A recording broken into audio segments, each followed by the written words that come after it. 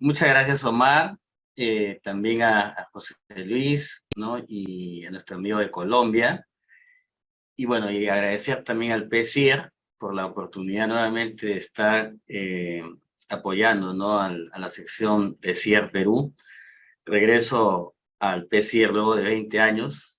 Estuve en un proyecto con PSIR sobre integración energética cerca del año 2000 y bueno, y es un motivo interesante porque en realidad si lo vemos la electromovilidad y queremos hacer un corredor sudamericano, es una forma de integrarnos, ¿no? En la medida de que los vehículos eléctricos puedan ser cargados en Perú, en Colombia, Chile, Ecuador, y podríamos llegar de la Patagonia hacia la parte norte y viceversa, ¿no? Entonces, es un tema de integración y justamente es a través de la electricidad, ¿no? Y por eso creo que es un momento muy importante el tema que me han pedido, ¿no? Que pueda tocar, que tiene que ver con la economía de la electromovilidad y sus perspectivas para el caso peruano.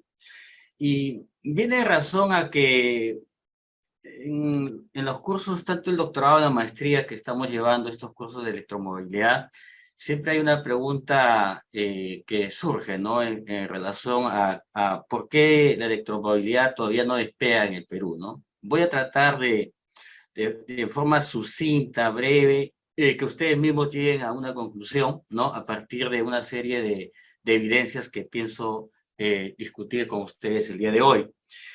Bueno, también debo mencionar, ¿no? La empresa Negocios Globales Inteligentes en la cual trabajo y está justamente en esta misma línea desde el concepto de eficiencia energética y cómo la electrificación, en este caso el transporte, puede ayudar a que el Perú mejore, ¿no? En cuanto a sus índices de poder diversificar su matriz eléctrica para que sea un uso racional de esta energía y que mejor hacerlo con el transporte eléctrico, ¿no? Que creo que cierra un círculo virtuoso. Eh, entonces, planteo la pregunta y que espero responderla alrededor de toda esta presentación, ¿no? La primera pregunta es, ¿por qué elegir un auto eléctrico versus un auto convencional? ¿Y cuál sería la elección que debería tomar un consumidor, ¿no? Entonces, uno empieza a preguntarse y lo primero que resalte es el costo de adquisición, ¿verdad? En esa comparación de un vehículo eléctrico versus un vehículo a combustión interna. Y obviamente, como toda inversión, no solo hay que ver en la parte del CAPEX, ¿no? Sino también en la parte del OPEX, que es el costo de operación y mantenimiento. Entonces, en forma sucinta, ¿no? Por ejemplo, un auto de combustión interna puede estar alrededor de los $19,500 comparado con un auto eléctrico que está alrededor de los $31,000. Entonces, más o menos, en general hay un gap, ¿no? Entre el vehículo eléctrico y el convencional, que podríamos decir en términos grandes de $10,000 por el lado de la inversión. Pero si veo por el lado del costo de operación y mantenimiento, fíjense lo interesante, donde ya se configura justamente el beneficio de ir hacia un auto eléctrico, ¿no? En términos, digamos, considerando la tarifa de 0,65 soles, ¿no? Por kilovatio hora, que es el que pagamos en Lima, el movilizarse un kilómetro con un vehículo eléctrico en términos generales sería 0,11 soles por kilómetro versus un convencional que serían 0,56. Entonces, ahí hay un trade-off entre un menor costo de operación y un mayor costo de inversión, lo cual ya la economía entonces de esta inversión nos va diciendo que en la medida que yo puedo aprovechar más el costo de operación y mantenimiento, podré compensar ese CAPEX. Entonces la primera pregunta es, ¿en realidad podré compensar ese CAPEX de esos $10,000? Esa es la pregunta central, ¿no? Y alrededor de eso es, bueno, ¿y por qué el CAPEX es de $10,000?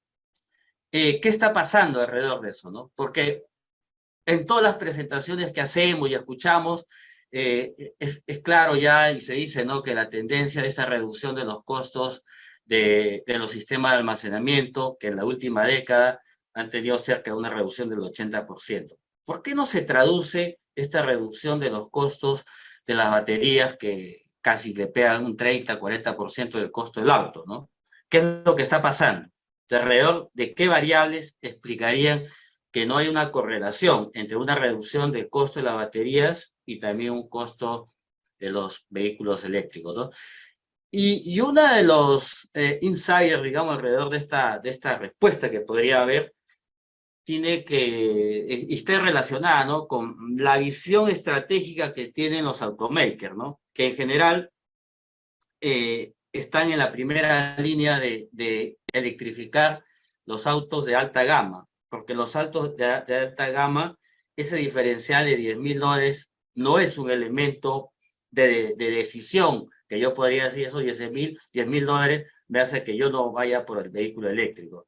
Entonces tiene una racionalidad económica, el por qué primero apuntarle a los autos de alta gama, y una vez que esos autos de alta gama empiezan a pagar los costos fijos de toda la cadena, ¿no?, para poder producir los vehículos eléctricos, viene ya la masificación, es decir, de tener vehículos más accesibles, ¿sí?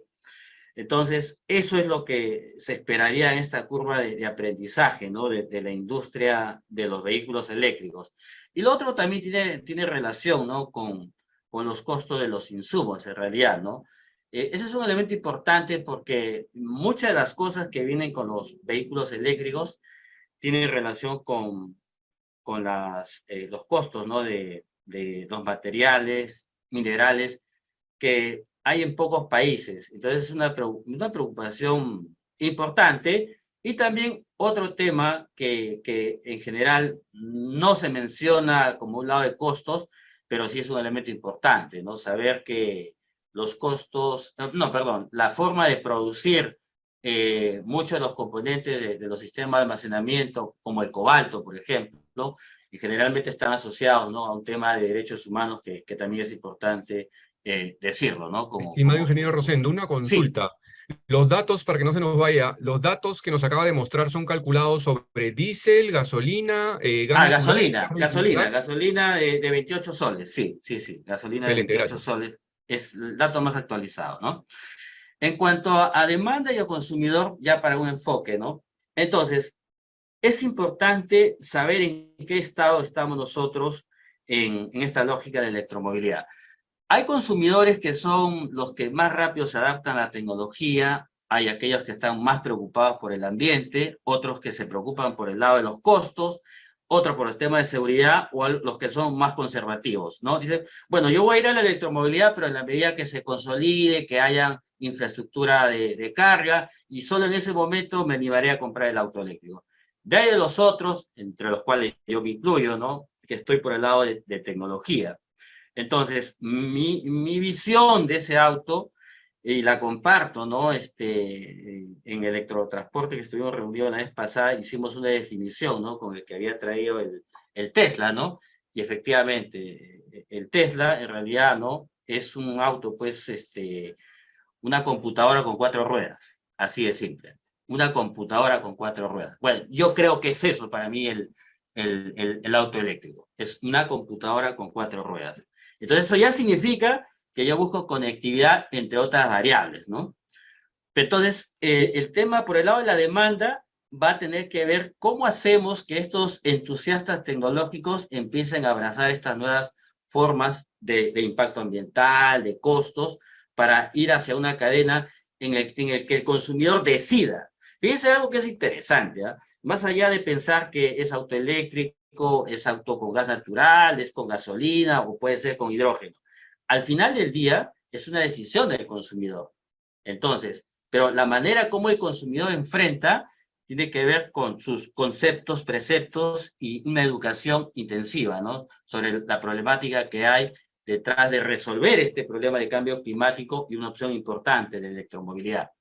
Como factores críticos, también es bueno saber, ¿no?, que alrededor de unas 6 variables en general son las que van perfilando ese consumidor. Hay gente que está muy preocupada por costos y te dice, no, esos $10,000 no lo voy a revertir y yo esperaré entonces cuando los costos se reduzcan. Y otros dirán, bueno, el costo no me es tan relevante, pero sí me interesa el rango. Estoy preocupado porque salgo con el auto eléctrico y de repente por ahí ya me quedo sin electricidad. Entonces, para otros es el elemento del rango. Pero también nuevamente, ¿no? Generalmente el rango está asociado a autos de más alta gama, ¿no? De 400, 500 kilómetros de autonomía, pero en realidad creo que esa preocupación, ¿no? Del rango es manejable en la medida de que nosotros en general nos movilizamos, pues, digamos, de la casa al trabajo, ¿no? Máximo unos 30 kilómetros, de manera que si uno hiciera una carga con una autonomía de 400 kilómetros, tenemos más que para 7 u 8 días, ¿no? Y obviamente en la noche podemos ir cargando. De manera que esa preocupación en realidad de rango es totalmente manejable en esta etapa donde el auto eléctrico es más de ciudad. Obviamente, si ya alguien quiere ir, bueno, pero yo quiero ir con mi auto eléctrico a Tumbes, a Tacna, se puede, pero en la medida que desarrollemos esa infraestructura. Pero la buena noticia, y ahí viene lo importante de la electricidad, ¿no? Es que la electricidad está en todos los puntos. A diferencia, ¿no? Del gas natural, por ejemplo, que se tendría que desarrollar, ¿no? Toda una infraestructura. Y ahí ya se va perfilando entonces la manera como cada tecnología puede ser más rápido de despegar, ¿no? Hay otros que están más preocupados por el tema medioambiental, ¿no? E inclusive dicen, bueno, ¿y qué va a pasar después de los 8 años de la batería? ¿Qué pasa con el ciclo de vida de esa batería? ¿No? Y otros que buscan seguridad y confiabilidad en cuanto a, están preocupados, ¿y qué pasa si choca el auto eléctrico? Cómo los bomberos apagan el amago de incendio, pues son nuevos conceptos de seguridad que hay que esgrimirla, ¿no? O por ejemplo, algunos, de acuerdo al inicio, se preocupaban, bueno, ¿y qué pasa si pasa por agua y la pista que está llena de agua, ¿no? Y no me electrocuta, una electrocución, ¿no? Entonces, esos temas que en realidad la tecnología los ha resuelto, pero hay que decirlo, ¿no? Justamente desde la academia y desde acá de Negocios Globales hacemos una serie de cursos para explicar que estas cosas se han superado, ¿no? Y bueno, y en el tema de confort, hay gente que está pues pensando, ¿no? Que a partir de, no sé si vieron esa película del abogado de Lincoln, ¿no? Donde resolvía todos sus casos con un chofer y él estaba ahí con su celular viajando en el Lincoln. Bueno, para mí el auto eléctrico es el Lincoln, ¿no? Porque tienes acceso a todo. Tú puedes llamar, puedes trabajar, es una computadora con 4 ruedas en realidad, ¿no? Entonces, dependiendo de cómo estamos en la curva de aprendizaje, esta curva de aprendizaje que ustedes pueden observar nos dice, ¿no?, que hacia el 2025 en realidad ya deberíamos estar tratando de equiparar estos costos, ¿no?, de los autos convencionales. No todos los países, dicho sea de paso, han seguido esta senda, ¿no?, esta curva J, ¿no?, o S para algunos, ¿no?, de adaptación a la tecnología, pero va a depender en todo caso desde el punto de vista del consumidor y obviamente también desde el punto de vista de la oferta, ¿no? Y que tendrá que ver con infraestructura de carga y un elemento importante, ¿no? Es la posibilidad que tengamos como consumidores de tener diversas opciones de autos eléctricos. Y la buena noticia, ¿no?, es que el año pasado nada más se introdujeron cerca de 450 nuevos vehículos eléctricos. Y nuevamente ahí resalto, ¿no? Fíjense, frente a otros competidores, como podría ser el gas natural, que no llegan a 50 modelos introducidos. Fíjense la versatilidad que tiene el auto eléctrico y por eso es que todos los indicios nos dicen, ¿no?, a que va a ir hacia un tema a desplazarlo en realidad, ¿no?, al tema de la combustión. Pero otros países, de repente estamos en esta curva de aprendizaje, ¿no? Nos estamos demorando más de la cuenta, porque ya no estamos para pilotos, ¿no? Ya la tecnología ha sido probada, entonces lo que hay que hacer es que se empiece el despegue, ¿no? Y a partir del rol privado, que seguro José Luis lo va a profundizar, ¿no?, que el rol más importante del sector privado es en hacer ya realidad desde, por ejemplo, el sector minero, ¿no? Donde ya no es un tema de que soy ambientalista, soy verde, es un tema de negocio, como siempre digo, ¿no? Resaltando el tema de la empresa de trabajo, ¿no? Negocios globales. Es un tema de negocio. Negocio para el que va a comprar el vehículo eléctrico, porque me resulta competitivo reemplazar el auto convencional, y negocio para el que va a traer esa tecnología. Y creo yo que estamos ya en esas etapas, ¿no? Ahora, desde el punto de vista de oferta, es interesante ya la apuesta de los automakers, no solo desde China, que es el abanderado, porque obviamente al no tener una historia sobre vehículos convencionales como tiene Estados Unidos en Europa, ha apostado y es el líder en electromovilidad. Pero fíjense, ha despertado los gigantes, ¿no? Volkswagen, el mismo Toyota, ¿no? Ha cambiado ya su percepción de qué es lo que quiere hacer, ¿no? Entonces, por ejemplo, a mí me parece interesante la visión, ¿no? De Volkswagen de cero en todo, desde la producción. Todas sus plantas van a ser cero emisiones en la producción de los autos eléctricos y obviamente la misma propuesta del auto eléctrico, ¿no? Entonces, por ejemplo, uno de los autos más vendidos es el Volkswagen ID3. Fíjense, en términos de costos, 29.000 euros, ¿no es cierto? Hay una cuota de entrada de $10.000, con lo cual, en términos generales, un europeo puede estar pagando 400 euros al mes, en un plazo de 4 años estaría pagando. Fíjense las posibilidades de consumo, ¿no? Entre 15 y 16 kilovatios hora por cada 100 kilómetros. Cero emisiones. La carga es importante para los que están preocupados, ¿no? En la autonomía. 80% en 38 minutos podrían cargarse. Y lo interesante es, aquí fíjense, ¿no? Fíjense, con solo 2 horas, tú habrías cargado para 32 kilómetros, que es suficiente para el día en realidad. De manera que esa preocupación de la ansiedad es totalmente manejable con la situación actual, ¿no? Aquí también otra idea, ¿no? De General Motors, otro gigante, ¿no? Que empieza ya a entrar en serio al tema de la electromovilidad y su apuesta a cero emisiones en las factorías. Y también, fíjense, acá viene lo interesante, ¿no? La good news, como dicen los gringos. Fíjense, en estos 5 años, hasta el 2025, la apuesta de General Motors, ¿no? Son de 35 billones de dólares en autos, en tecnología de vehículos eléctricos. Ha desplazado en su cadena de inversiones frente a los autos convencionales. O sea, ya el gigante te está diciendo que está apostando a la electromovilidad ya en serio, ¿no? Por el nivel de inversiones que va a desarrollar.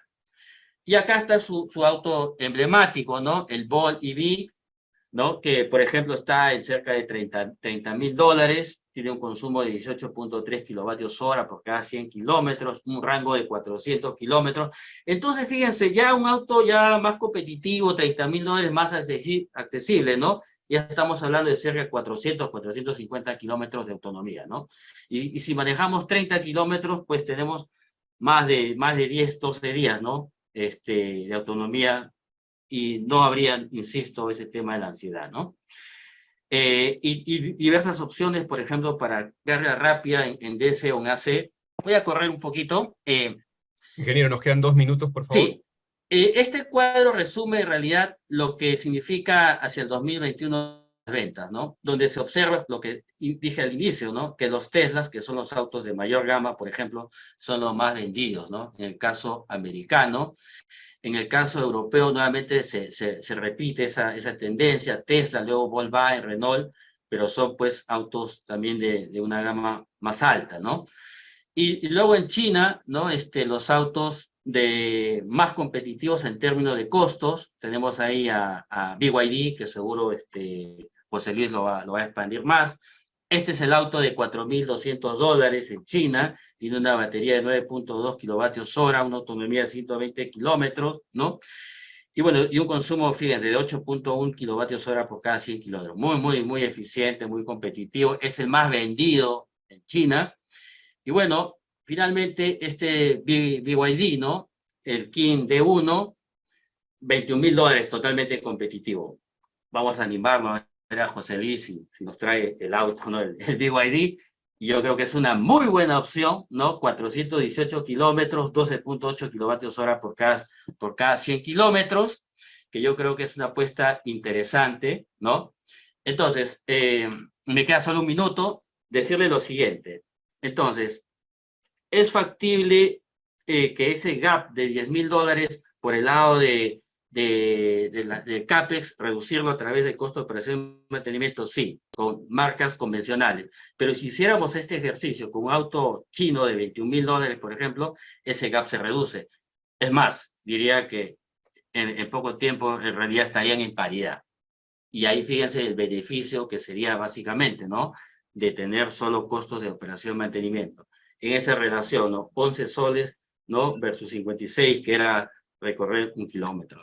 Entonces, yo creo que es interesante esta visión de que la electromovilidad está aquí no como una decisión de carácter medioambiental, que obviamente es lo importante y lo esencial, pero sobre todo porque a nosotros como consumidores es una opción de reducir nuestros costos. No depender de los energéticos que tenemos que importarlos, ¿no? Y la gran ventaja es que esta electromovilidad, ¿no? Los ingenieros electricistas lo podemos hacer en una matriz eléctrica limpia, con energía renovable. Entonces, un círculo virtuoso. Virtuoso porque utilizaríamos energía local, con energía renovable, solar, eólica. Tenemos un potencial de 20.000 megavatios con aprobados, ¿no? Con estudios EPO, y larga vida entonces a esa oferta que está lista para una demanda de electromovilidad. Muchas gracias, Omar.